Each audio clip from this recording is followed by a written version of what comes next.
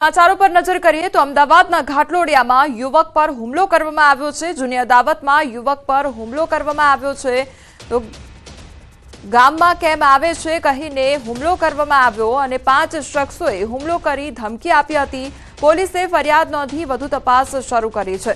તો યુવક પર હુમલો કરવાનો આ મામલો સામે આવ્યો છે અને ગામમાં કેમ આવે છે તે પ્રકારની વાત કહીને હુમલો કરવામાં આવ્યો હતો।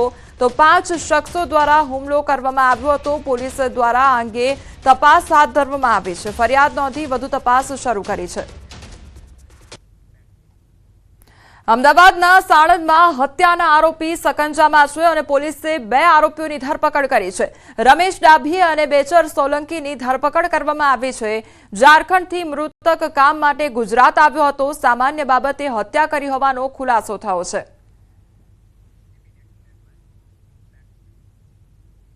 અમરેલી જિલ્લામાં સિંહની પજવણીનો જોખમી વિડીયો વાયરલ થતા તપાસનો ધમધમાટ શરૂ થયો છે।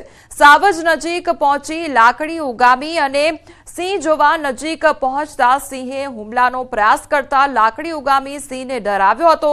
તો સોશિયલ મીડિયામાં વન વિભાગને પડકાર ફેંકતો આ વિડીયો વાયરલ થતા હવે તપાસ શરૂ કરવામાં આવી છે। વિડીયો કઈ રેન્જનો છે અને કયું લોકેશન છે તે જાણવા ખાનગી રાહે તપાસ શરૂ કરવામાં આવી છે। ધારી ગીર પૂર્વ ડિવિઝનનો વિડીયો કે શેત્રુંજી ડિવિઝન વિસ્તારનો વિડીયો તેને લઈને સવાલ ઉદ્ભવી રહ્યો છે। વિડીયો વાયરલ થતા માત્ર શેત્રુંજી ડિવિઝન ડીસીએફ દ્વારા તપાસ કરવા સૂચના આપવામાં આવી છે। ધારી ગીર પૂર્વ ડિવિઝન ડીસીએફનો સરકારી નંબર સ્વિચ ઓફ છે તો ગીર પૂર્વ ડીસીએફ મીડિયાને જવાબ નહીં દેવા મોટા ભાગે સરકારી નંબર સ્વિચ ઓફ રાખે છે। રાજકોટ શહેરના શીતલ પાર્ક પાસે આવેલી મિન્ટી ફી ફિનસર્વ પ્રાઇવેટ લિમિટેડ નામની કંપની સાથે છેતરપિંડી કરવામાં આવી છે। કંપનીના બ્રાન્ચ મેનેજર, સેલ્સ મેનેજર સહિતનાઓની મિલીભગતના કારણે 4.13 કરોડ રૂપિયાની છેતરપિંડી આચરવામાં આવી છે। બેંકના જ કર્મચારીઓ દ્વારા મસમોટું કમિશન મેળવવા માટે 25 જેટલા વ્યક્તિઓ દ્વારા રજૂ કરવામાં આવેલા રેકોર્ડ ખોટા હોવા છતાં તેનો સાચા તરીકે ઉપયોગ કરવામાં આવ્યો હતો। તેમજ ખોટા દસ્તાવેજનો કંપનીમાં લોન લેવા માટે સાચા તરીકે રજૂ કરી લોન મંજૂર કરવામાં આવી હતી। આ કૌભાંડ 2023 થી ચાલતું હોવાનું સામે આવ્યું છે। કંપની દ્વારા આ મામલે ફરિયાદ નોંધવામાં આવી છે।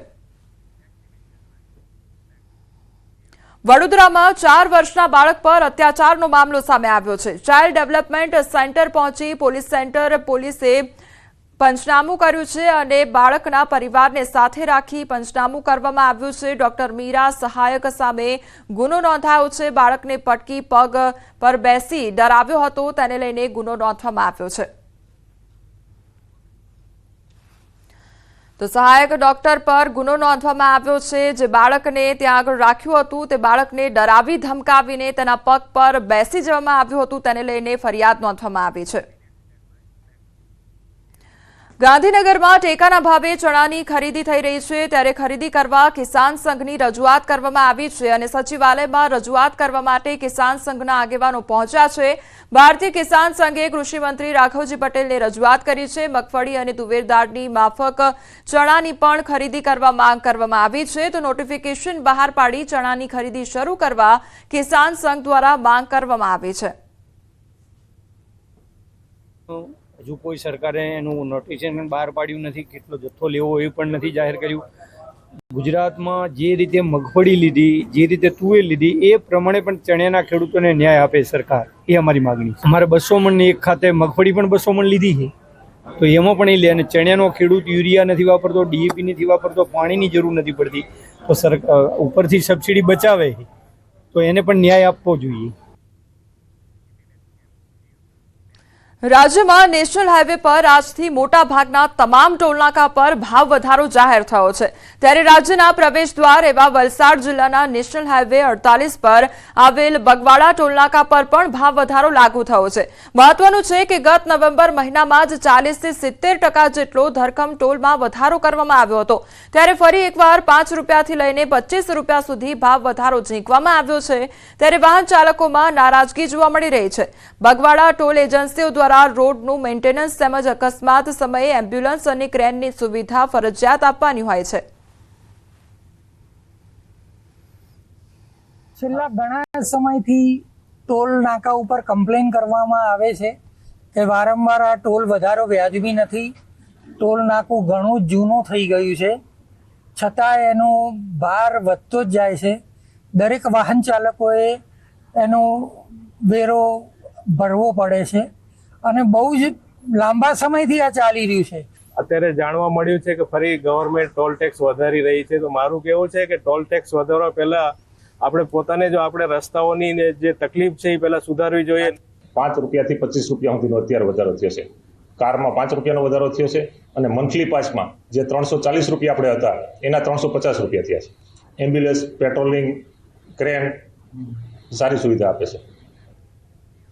અરવલ્લીના ખેડૂતો માટે રાહતના સમાચાર સામે આવ્યા છે અને ધોમધકતા તાપમાં પણ અરવલ્લી જિલ્લાના ખેડૂતોને પાણીની ખેંચ નહીં રહે, કારણ કે જિલ્લાના જીવાદોરી સમાન 3 જળાશયોમાં પાણીનો પુરવઠો સરેરાશ 50% કરતાં વધુ છે.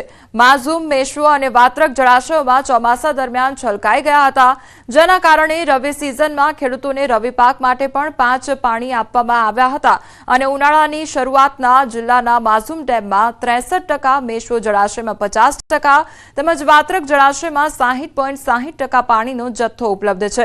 ખાસ કરીને જિલ્લાના આ 3 જળાશયો પૈકી માઝૂમમાંથી મોડાસા નગરપાલિકાને તેમજ મેશ્વો અને વાત્રકમાંથી પાણી પુરવઠાની જૂથ યોજનાઓને પીવાનું પાણી પૂરું પાડવામાં આવી રહ્યું છે.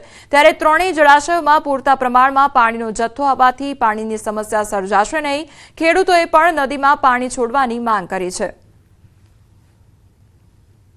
વાત્રક અને માઝૂમ ડેમની અંદર હાલ પાણીનો જથ્થો ખૂબ પ્રમાણમાં હોવાથી આ પાણીનો જથ્થો કેનાળો અને નદીઓમાં છોડવામાં આવે તો ખેડૂતોને ખૂબ ફાયદો થાય એમ છે. અને હાલ ઉનાળાની સિઝનમાં બોરના તળ અને કૂવાના તળ નીચા જવાથી ખેડૂતોને સિંચાઈ માટેનું પાણી હાલ મળી રહ્યું નથી અને સિંચાઈ કરવામાં ખૂબ તકલીફ પડેલી છે.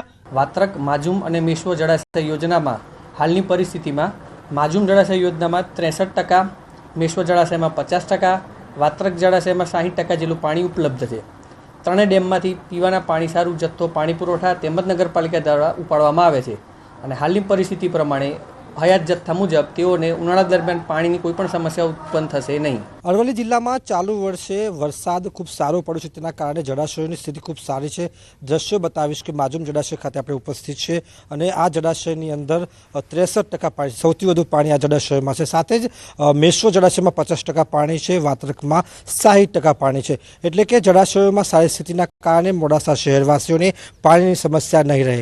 પરંતુ બીજી તરફ જે મેશ્વો નદી કિનારાના જે ગામડાઓ છે તે ગામના લોકો દ્વારા પાણીની માગણી કરવામાં આવી છે કે ઢોર, ઢાંખર તેમજ કુવાના તળ જે નીચે ગયા છે તેમાં પાણી આવે તેના માટે નદીમાં પાણી છોડવાની માગણી કરવામાં આવી છે. સાથે જ ઉનાળુ સિઝનમાં જે બાજરી સહિતના પાકોનું વાવેતર કરતા હોય છે ખેડૂતો, તેમને પણ કેનાલમાં પાણી આપવામાં આવે તેવી પણ માગણી કરી છે. જિલ્લામાં હાલની સ્થિતિ પ્રમાણે જળાશયોમાં ખૂબ સારા પાણી છે, તેવા સંજોગોમાં ખેડૂતોની માગણી જોવા મળી રહી છે.